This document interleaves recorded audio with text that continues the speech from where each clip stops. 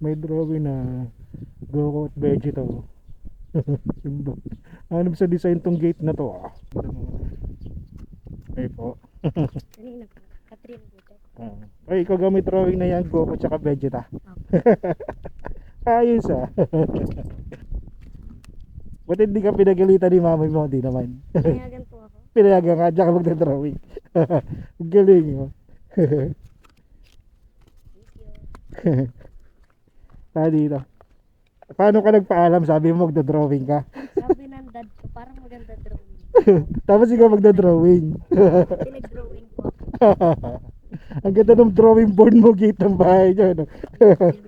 Mahilig ka pala mag-drawing. Opo. Galing ah. Yung ibang parents nagagalit eh, di ba? Pero sa'yo natuwa pa ata. Yan ang drawing niya. Usually, nakadikit. Nagagalit ang mga parents pag ano eh, di ba? Pero siya, automatic pinayagan siya ng magulang niya.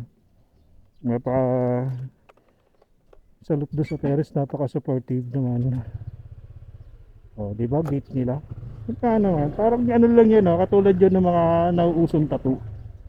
Yung pinagdodrawing yung bata sa papel, tapos ipapatattoo nung ano, ng mga magulang.